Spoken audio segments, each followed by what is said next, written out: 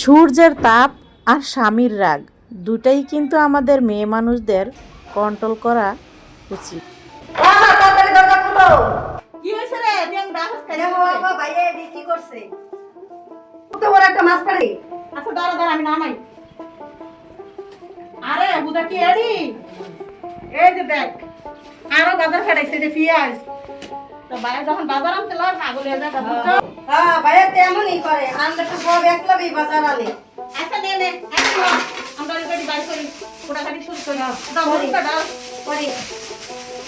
এই তো আমি কি আনছে? বলি কি জিরা লাগা ফুলমুখী। হ্যাঁ ফিরে এলাম। আর কি করবো? না কি খাইতে যে ভালো লাগে রে এমনি ও অনেক মজা। এই যে দেখেন মুরগি।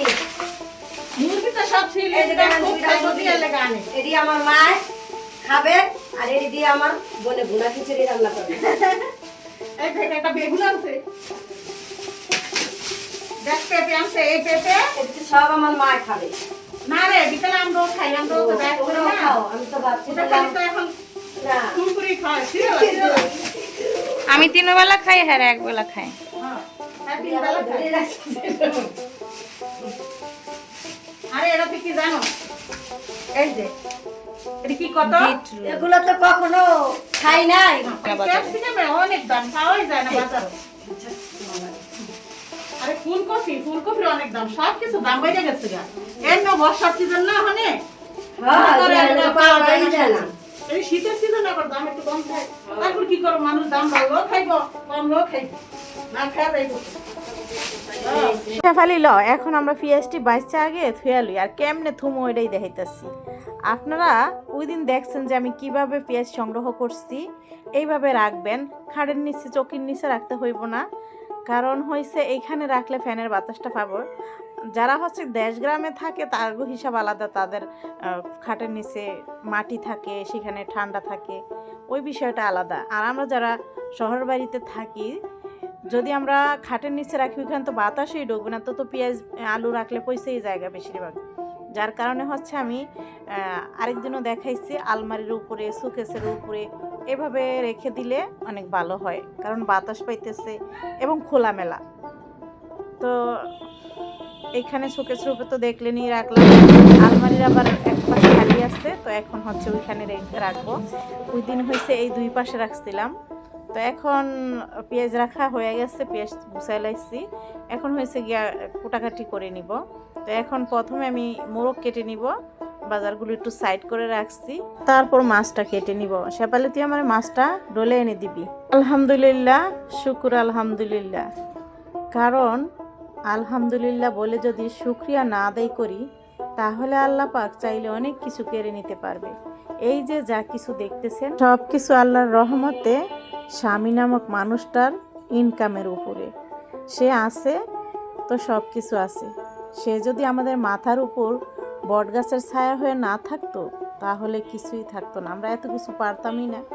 এই জন্য মানুষ বলে যে সূর্যের তাপ আর স্বামীর রাগ দুটাই কন্ট্রোল করতে শিখুন, কারণ সূর্য ডুবে গেলে দুনিয়া অন্ধকার হয়ে যায়, আর স্বামী না থাকলে জীবনটাই অন্ধকারে ডুবে যায়। যার স্বামী আছে তার সব আছে, আর যার স্বামী নাই তার কিছুই নাই। এই কথাটা একদম 100% খাঁটি কথা, বাস্তব কথা, সত্য কথা। যাদের নাই তারা বোঝে, হারে হারে তারা টের পায়।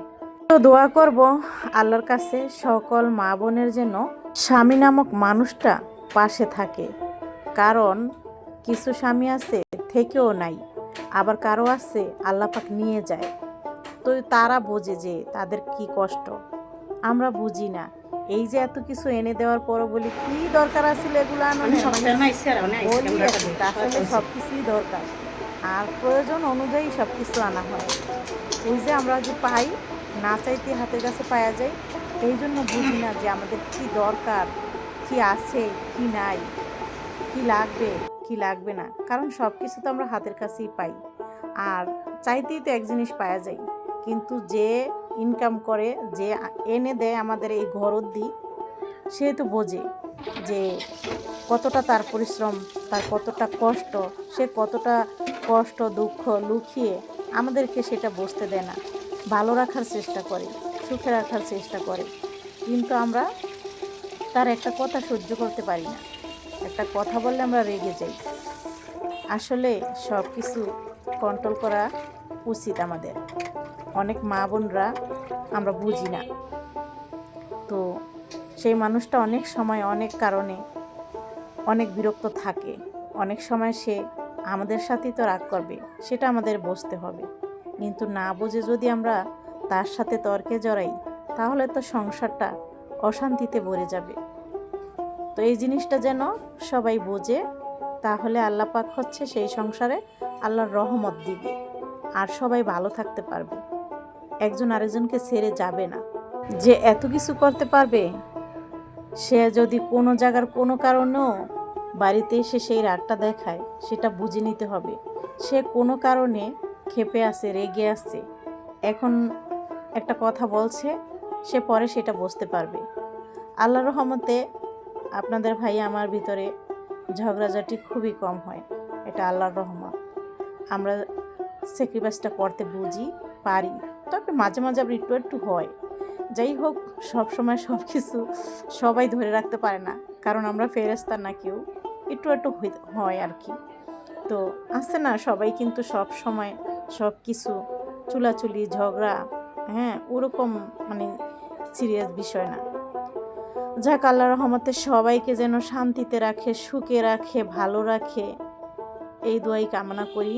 খাওয়া দাওয়া শেষ করে, এটা হয়েছে আসরের সময়, আপনার ভাইয়াকে একটু তরমুজ কেটে দিলাম, সে খেয়ে দোকানে চলে যাবে।